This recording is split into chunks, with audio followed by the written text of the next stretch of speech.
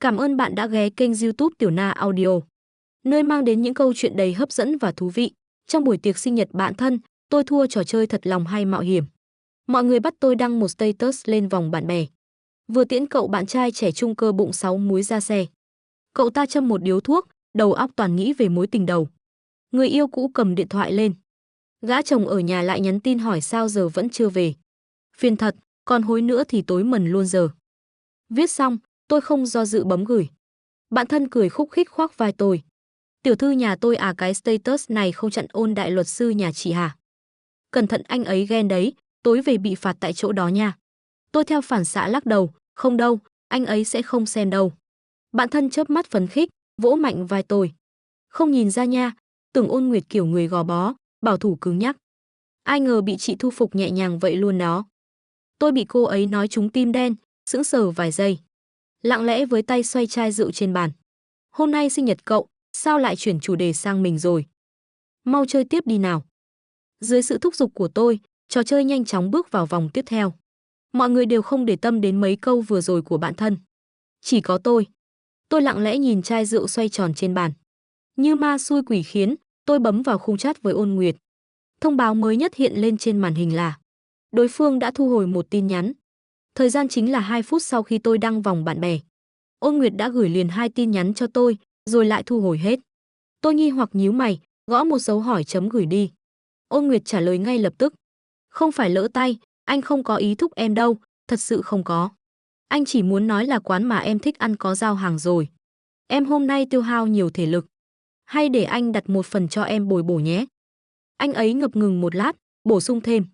Anh sẽ gọi phần dành cho hai người. Tôi liếc điện thoại rung liên tục, vừa chơi game vừa nhắn lại. Chưa cần đâu, giờ miệng cay tê hết rồi, ăn không tiện. Ôn Nguyệt bên kia bỗng im lặng hẳn. 11 giờ tối, tiệc tàn. Bạn thân chu đáo gọi đứa em trai học đại học đến lái xe hộ tôi. Tôi say ngà ngà, đầu óc lờ mờ. Bất giác nhớ lại từng mảnh ghép trong cuộc hôn nhân này. Tôi và Ôn Nguyệt là hôn nhân gia tộc. Lúc đó ba mẹ tôi bắt tôi chọn một trong hai anh em cùng cha khác mẹ của nhà họ Tịch để liên hôn. Một người là anh trai Ôn Nguyệt, lớn hơn tôi 5 tuổi, trầm ổn kín đáo. Một người là em trai Ôn Chiết, cùng tuổi tôi, hoạt bát cởi mở. Ban đầu, tôi chọn Ôn Chiết, người hợp tính cách, có nhiều chủ đề chung với tôi. Chỉ tiếc là ngày đính hôn, Ôn Chiết vì đêm trước đi chơi với bạn, ngủ quên. Trên đường đến thì xe lại hỏng. Đến được nơi, mở hộp vest ra. Trong đó là bộ đồ ngủ của Crayon Shin-chan. Một loạt thao tác này khiến tôi người luôn kiêu ngạo. Mất hết mặt mũi trước bao người. Tôi giận đến mức kéo luôn Ôn Nguyệt bên cạnh. Lúc đó anh ấy ăn mặc như một con công mở nắp. Cực kỳ phù hợp với thân phận chú rể. Tôi hôn mạnh lên môi anh ấy. Nếm được vị bạc hà nhẹ nhẹ. Đến bây giờ, tôi vẫn không quên được vẻ mặt khi ấy của Ôn Nguyệt. Sững sờ, phẫn nộ, kinh ngạc giống như bị cưỡng ép. Nhưng lại bất lực như một thiếu nữ lương thiện. Trước bao ánh mắt, khóe môi anh run run, chỉ tay về phía tôi. Nói từng chữ một. Tôi là người con trai thuần khiết của nhà lành đó. Cỏ non tôi. Vậy là tôi và Ôn Nguyệt, vì sai sót mà thành vợ chồng. 2 năm sau khi kết hôn, tôi phát hiện thái độ của Ôn Nguyệt với cuộc hôn nhân này hoàn toàn trái ngược với vẻ ngoài nghiêm cẩn của anh. Anh cực kỳ dung túng tôi. Không bận tâm tôi ra ngoài với ai. Cũng không quản tôi về nhà lúc mấy giờ. Dù tôi điên đến tận 2 giờ sáng mới về, cũng chỉ thấy đèn phòng khách vẫn sáng. Canh giải rượu trên bàn ngày càng đậm vị. Và một câu nhẹ bẫng, ngày mai còn đi làm, ngủ sớm đi. Tuy ban đầu là hôn nhân liên kết, nhưng nói thật, Ôn Nguyệt vừa cao giáo, vừa đẹp trai, năng lực cũng mạnh. Ý thức phục vụ cao, làm việc rất đáng tin. Lại còn nhiều tiền. Tôi đã quen với việc bên cạnh luôn có anh ấy. Quen cả với từng kích cỡ trong sinh hoạt hàng ngày của anh. Thậm chí đôi lúc còn vì một cái chạm nhẹ của anh mà tim đập rộn ràng. Nhưng nghĩ đến lời phân tích tính cách của bạn thân và thái độ thực tế mà Ôn Nguyệt dành cho tôi lại cảm thấy hơi buồn bực.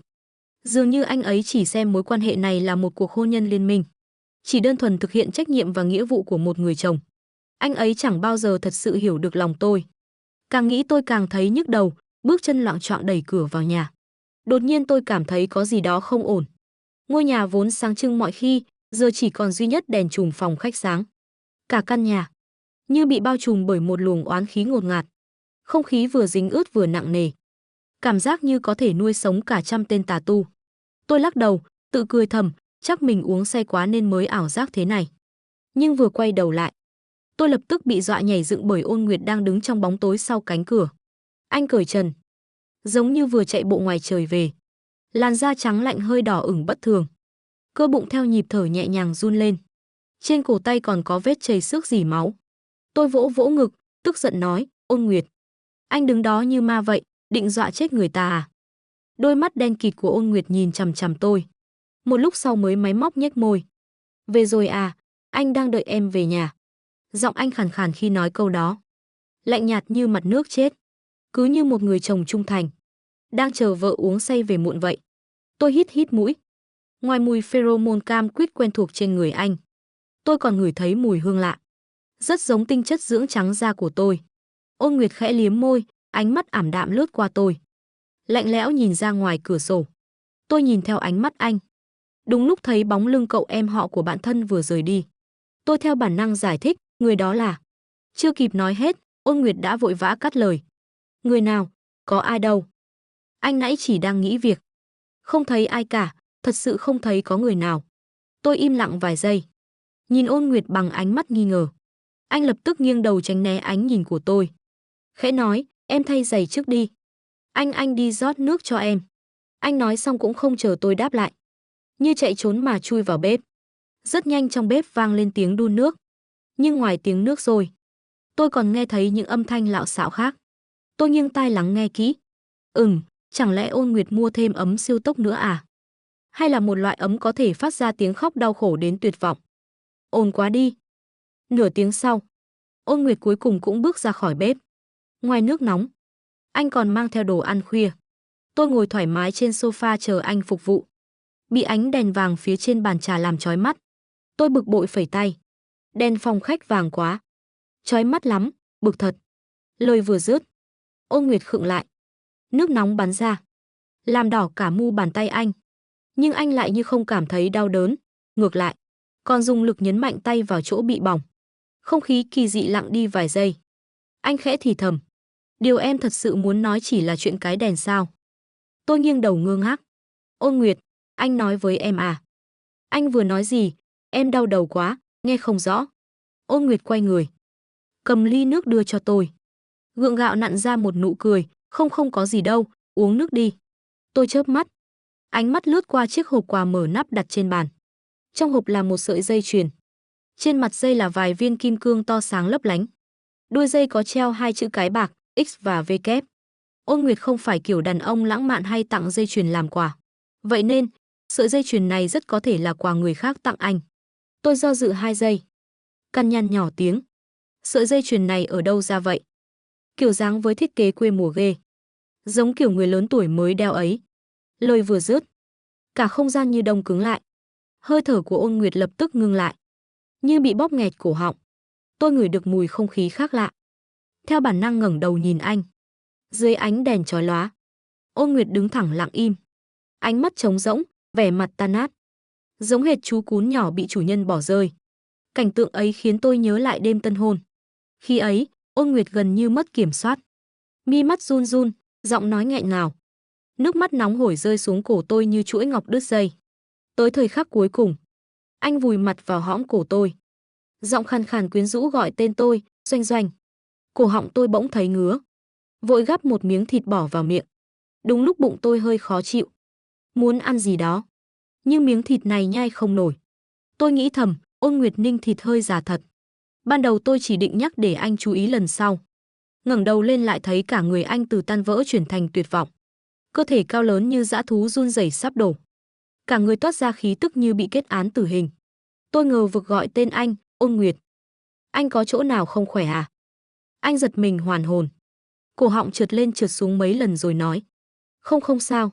Em hôm nay chắc mệt rồi nhỉ? Có thấy chỗ nào khó chịu không? Hay là để anh massage cho em thư giãn nhé? Tôi lắc đầu. Chợt nhớ lại buổi sáng nay trong công ty có nghe một chuyện buôn dưa. Không nhịn được mà cười nói với anh. Ôn Nguyệt, công ty em có một chị đồng nghiệp hình như đổi lòng. Yêu người khác ngoài chồng rồi đó. Bát trong tay Ôn Nguyệt đột nhiên rơi xuống. Vỡ tan tành trên sàn thành từng mảnh. Tiếng động lớn khiến tôi giật mình. Câu nói phía sau cũng quên sạch. Tôi kinh ngạc ngẩng đầu nhìn. Ôn Nguyệt cụp mắt xuống. Giọng bình tĩnh đến đáng sợ. Xin lỗi. Anh trượt tay. Em nói tiếp đi. Tôi chớp chớp mắt. Tiếp tục kể, nghe nói bây giờ cô ấy muốn ly hôn. Nhưng đã kết hôn hơn 2 năm rồi. Ràng buộc quá nhiều. Giải quyết rất phiền phức. À mà, em nhớ anh từng xử lý vụ tương tự mà nhỉ. Vừa nhắc đến vụ án đó, trong đầu tôi bỗng hiện ra gương mặt đẹp trai đầy bi thương của một người đàn ông. Anh ấy họ Anh, là anh em thân thiết nhất của Ôn Nguyệt. Từng đến nhờ tư vấn chuyện vợ thay lòng. Lúc ấy, Ôn Nguyệt lười nhác dựa vào lưng ghế. Khóe môi nhếch lên một đường cong đầy châm biếm. Giọng điệu khinh khỉnh, gần như cay nghiệt. Khó xử, cô ta thay lòng thì còn khó xử gì chứ. Cậu đúng là tên ngốc.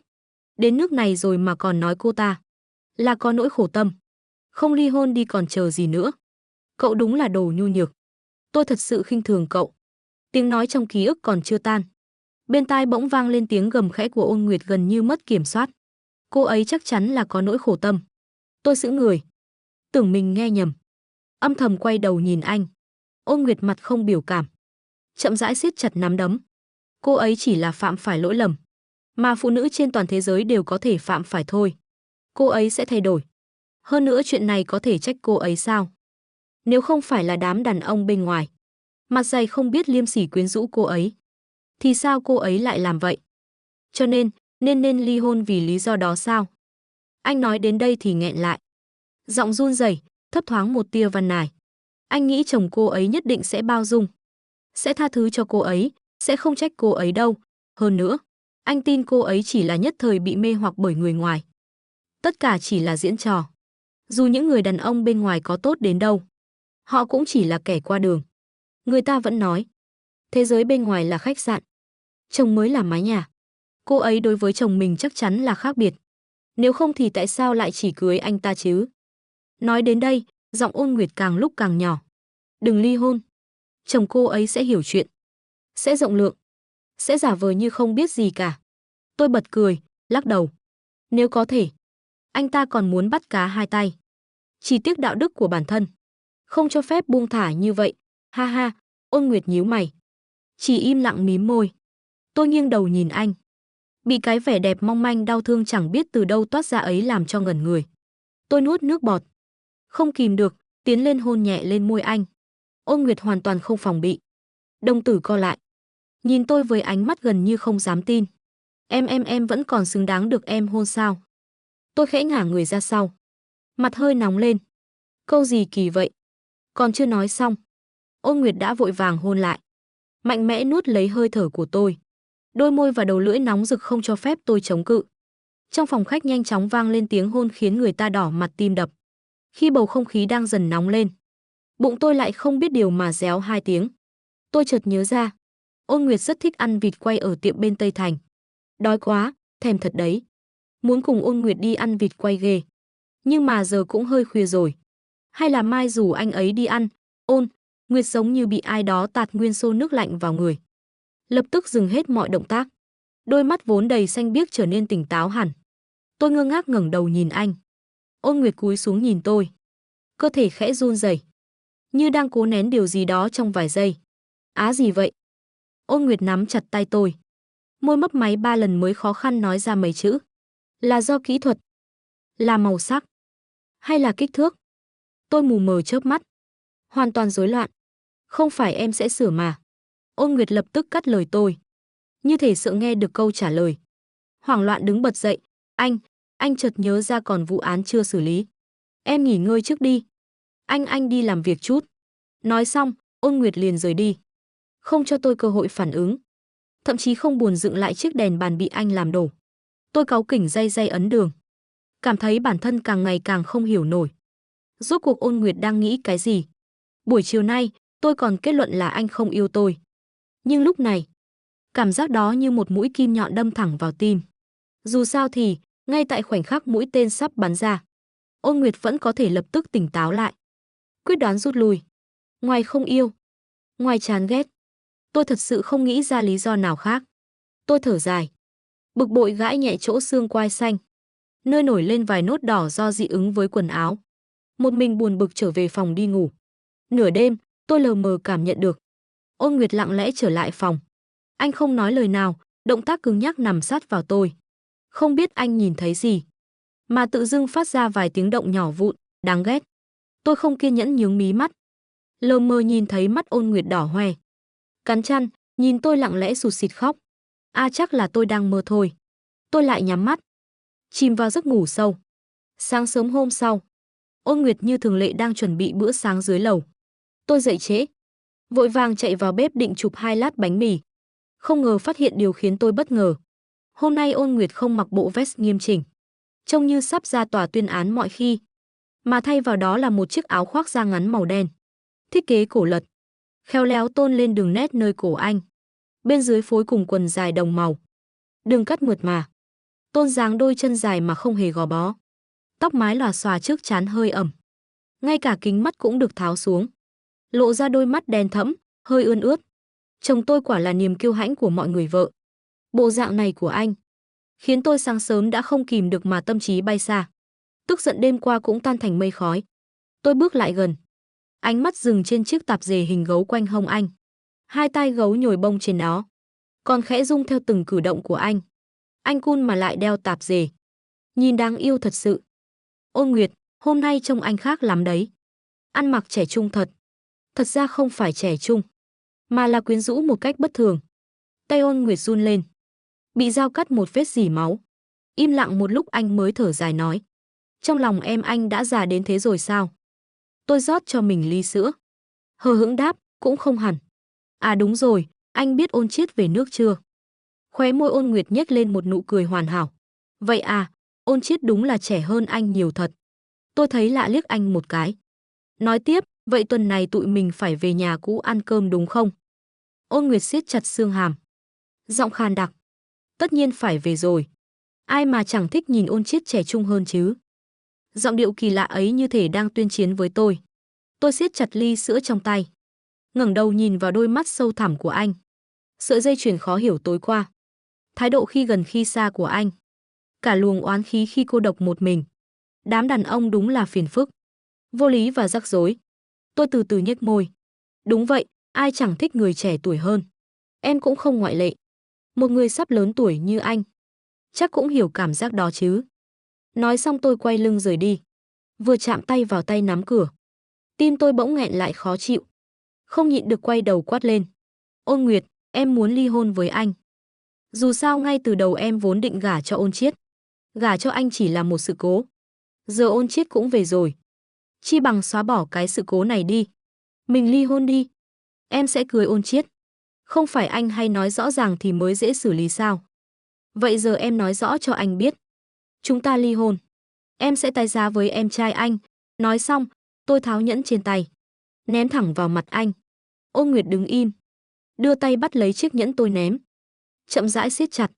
Tôi đập mạnh cửa sau lưng, hít sâu vài cái rồi lấy điện thoại nhắn cho bạn thân. Đi ăn cái bánh kem cậu thích nhất nào? 8:30 không ra là tớ tự đi ăn đó nhé gào gào. Tôi hùng hổ xông thẳng đến tiệm bánh ngọt, không hề ngoái đầu nhìn lại. Nửa tiếng sau, tôi và bạn thân như ý nguyện thưởng thức món ngọt. Kem tan trên đầu lưỡi. Những chuyện không vui sáng nay cũng tan đi được 1/3. Bạn thân nghe xong câu chuyện, sốc đến mức phun cả cà phê. Trời ơi, chị tôi nói ly hôn luôn đó hả? Còn ném nhẫn vào mặt người ta nữa. Rồi anh ta không nói gì luôn hả? Cũng không làm gì luôn. Tôi tức tối dùng nĩa đâm đâm vào bánh. Rõ ràng là anh ta không yêu tớ. Đã không yêu thì tớ cũng không thể tiếp tục lún sâu trong cuộc hôn nhân này được nữa. Ly hôn thì ly hôn. Tớ vừa giỏi vừa xinh thế này, thế nào chả tìm được người tốt hơn.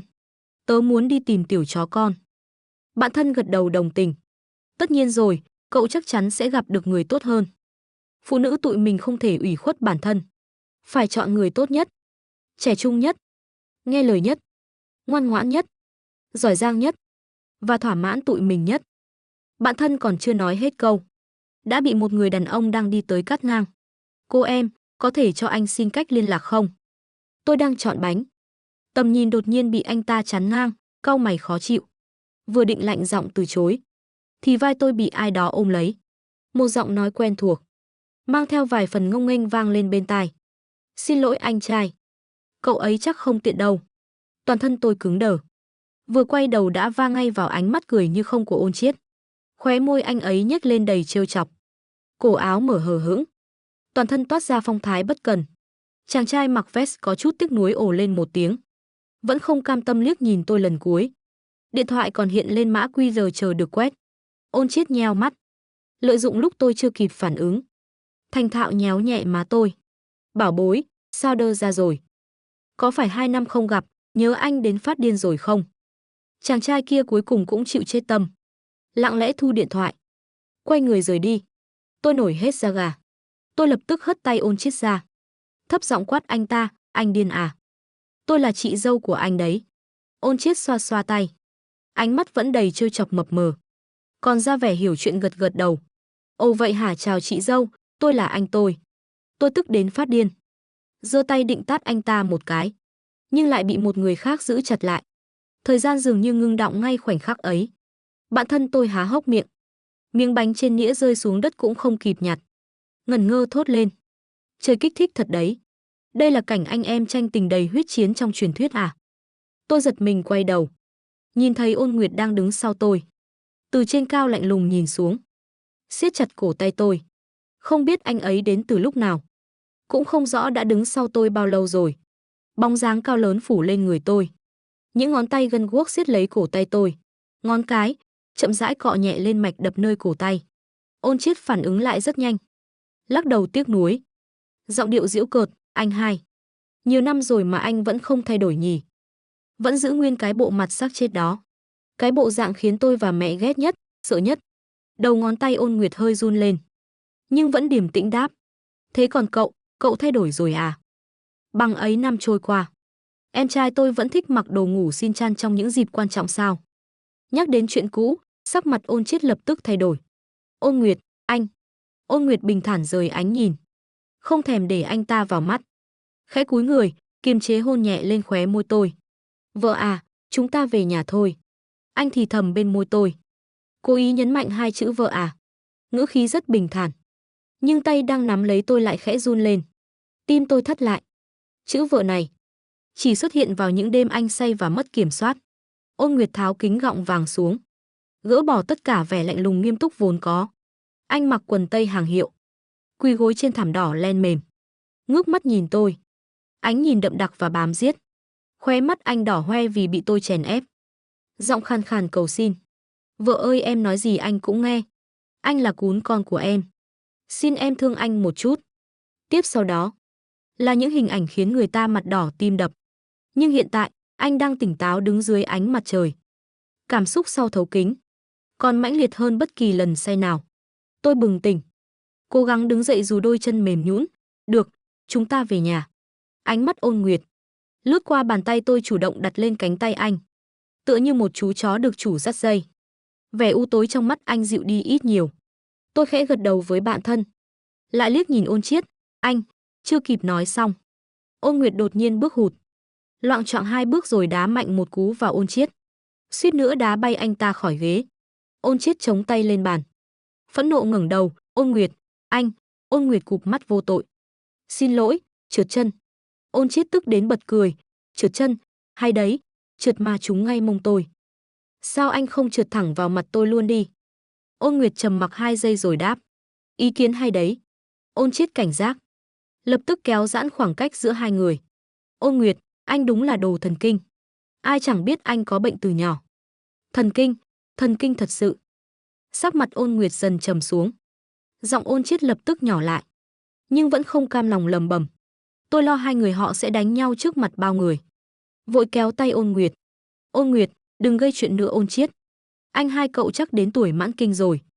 Đừng chấp anh ấy làm gì. Cuối tuần này tôi với anh ấy sẽ về thăm ông nội. Bọn tôi đi trước đây. Nói rồi tôi vội kéo tay Ôn Nguyệt đi. Nhưng không kéo nổi. Ngẩng đầu nhìn kỹ. Lúc này tôi mới nhận ra.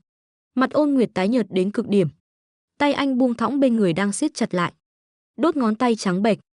Ngay cả đồng hồ nơi cổ tay áo cũng khẽ run. Cái dáng vẻ luật sư tinh anh điềm đạm ban nãy. Giờ đây chỉ là ảo ảnh. Người đàn ông đang đứng ở đây. Chẳng qua chỉ là một người chồng đáng thương. Bị vợ phớt lờ, bị chán ghét. Tự ti và tuyệt vọng. Tôi kéo Ôn Nguyệt rời khỏi quán cà phê thật nhanh. Anh ngoan ngoãn để tôi kéo đi. Bả vai căng chặt. Khuôn mặt càng lúc càng lạnh lùng. Vừa mở cửa xe. Ôn Nguyệt bất ngờ xoay người bẻ tay tôi lại. Đẩy mạnh tôi vào xe. Ôn Nguyệt, anh làm gì vậy? Lưng tôi đập mạnh vào ghế ra. Ôn Nguyệt dùng một tay giữ hai cổ tay tôi đưa lên quá đầu. Tay còn lại siết chặt eo tôi. Ép tôi dính sát vào người anh. Nóng quá, thật sự quá nóng. Toàn thân tôi run rẩy, cảm nhận rõ nhiệt độ bỏng rát trên người anh. Và cả cơn sóng đen cuộn trào trong đáy mắt anh. Ôn Nguyệt không biểu cảm nhìn tôi 2 giây. Sau đó cúi người, hôn xuống môi, má, cổ tôi dồn dập, mang theo vị đắng cà phê và cơn điên cuồng bị kìm nén bấy lâu. Tôi hoảng loạn đá rơi một chiếc giày, cào xước cả cánh tay anh, nhưng vẫn chỉ có thể bị động đón nhận. Cơn cuồng phong chưa từng có. Khi nụ hôn nóng bỏng tiếp tục, đèn xe từ xa chiếu tới, rọi sáng viền mắt đỏ hoe và yết hầu anh đang rung động. Doanh Doanh, em nói em muốn yêu hai người. Anh trằn trọc cả đêm, dằn vặt bản thân cả buổi. Cuối cùng cắn răng đồng ý rồi. Vậy mà. Ôn Nguyệt bật cười. Cười đến thê thảm, vỡ vụn. Giọng anh gần như phát cuồng. Vậy tại sao hai người đó đều không phải là anh? Khi câu nói ấy vang lên, một luồng điện tê dần chạy dọc sống lưng tôi. Ly hôn. Ôn Nguyệt khẽ cắn vào xương quai xanh của tôi, để lại hơi thở nóng rực và một vết đau rát nhỏ. Ly hôn. Em thật sự nói muốn ly hôn với anh. Vì mấy thằng chó bên ngoài mà đòi ly hôn với anh. Anh chẳng đã đồng ý rồi sao? Rằng anh không quan tâm đến bọn họ sao? Anh đã chấp nhận tất cả rồi mà. Vậy mà tại sao em vẫn đòi chia tay? Em không được nói chuyện ly hôn. Doanh Doanh, nếu em muốn ly hôn, thì chỉ khi nào em móc tim anh ra, để anh chết ngay bên cạnh em. Doanh Doanh, tim anh đau lắm. Thật sự đau lắm. Em có nghe thấy không? Nó đau đến sắp vỡ tung rồi. Anh đau đến mức như sắp chết vậy. Ôn Nguyệt mất kiểm soát hoàn toàn. Động tác càng lúc càng điên dại, như thể muốn xé tôi thành từng mảnh, giày vò đến tận cùng. Tôi cắn môi, bất lực nắm chặt lấy cánh tay anh. Ôn Nguyệt, anh bình tĩnh lại trước đã. Ôn Nguyệt mặt lạnh như băng, không nghe bất cứ lời nào. Không khí trong xe càng lúc càng nóng lên. Hơi thở của cả hai hỗn loạn quấn lấy nhau. Bất ngờ, một hồi chuông điện thoại chói tai vang lên, khiến ánh mắt điên cuồng trong mắt Ôn Nguyệt lập tức tan rã. Anh cúi đầu nhìn tôi một cái, rồi hoảng loạn buông tay, quỳ xuống đất. Doanh Doanh, là anh sai. Anh. Tôi bật dậy, dứt khoát giáng cho anh một cái tát. Ôn Nguyệt không kịp phòng bị tát lệch mặt nhưng vẫn nhanh chóng quay lại quỳ thẳng. Tôi không chút do dự, lại tát thêm một cái nữa. Ôn Nguyệt nghiêng mặt một chút, vẫn quay về quỳ yên như cũ. Tôi liên tiếp vung tay mấy lần nào cũng dùng toàn lực, đến mức lòng bàn tay tôi đau rát. Gương mặt trắng nhợt của anh in rõ từng dấu tay đỏ ửng. Vậy mà anh vẫn cụp mi không nói một lời, vẫn quỳ yên, ngoan ngoãn phục tùng. Tôi thở hổn hển, trừng mắt nhìn anh, nghĩ đến những lời điên rồ vừa rồi. Ôn Nguyệt, anh nói cho tôi rõ ràng đi. Cái gì mà 2 người, 3 người? Cái gì mà mấy thằng chó bên ngoài? Anh rốt cuộc đang nói cái gì? Anh bị điên rồi sao? Tóm lại, nói rõ cho tôi hiểu. Ôn Nguyệt toàn thân run rẩy, do dự rất lâu, mới lý nhí mở miệng. Anh biết hết rồi. Anh là gã đàn ông già nua trong nhà, là cái thằng bị so sánh với cậu trai trẻ đó. Còn em thì trong lòng em thấy anh già. Nói anh không bằng một con vịt quay, còn nói muốn ra ngoài lén ăn vụng. Anh nghe thấy hết rồi. Giọng anh nghẹn ngào, như thể đau khổ đến mức không thể tiếp tục nói nữa. Tôi gắng nhớ lại từng chi tiết theo lời anh nói, khóe miệng co rút, vừa tức vừa buồn cười. Toàn mấy chuyện vớ vẩn gì thế không biết. Cái vòng bạn bè hôm đó là do thua cược trò chơi thật lòng mạo hiểm. Gã chồng già nua gì chứ. Nhìn mặt thì anh mới giống Tiểu Bạch Kiểm đấy. Còn cậu trai trẻ kia chẳng qua là người lái xe hộ tôi, là em họ của bạn thân, được gọi đến để đưa tôi về. Còn tôi nói anh không bằng vịt quay hồi nào. Sau hôm đó, tôi chủ động dọn ra ngoài, cắt đứt liên lạc không phải vì ghét bỏ, mà vì cả tôi và Ôn Nguyệt đều cần thời gian. Anh phải học cách yêu mà không làm đau người khác, còn tôi cần học cách nhìn rõ trái tim mình. 3 tuần sau, một hộp chuyển phát nhanh được gửi đến nơi tôi ở, bên trong là một quyển sổ tay đã cũ, từng trang giấy đều ghi lại những chuyện rất nhỏ, rất vụn vặt nhưng đều là về tôi. Tôi thích ăn vịt quay, ghét ăn hành sống, sợ lạnh nhưng lại hay cởi chăn giữa đêm, và cả những lần tôi khóc thầm anh tưởng như không biết, nhưng hóa ra anh đều nhớ. Cuối cùng là một bức thư viết tay, nét chữ của Ôn Nguyệt luôn như tính cách anh, gọn gàng, sạch sẽ, không hoa mỹ, nhưng chạm sâu. Doanh Doanh, em từng nói chúng ta là một sự cố, nhưng trong lòng anh, em là kỳ tích.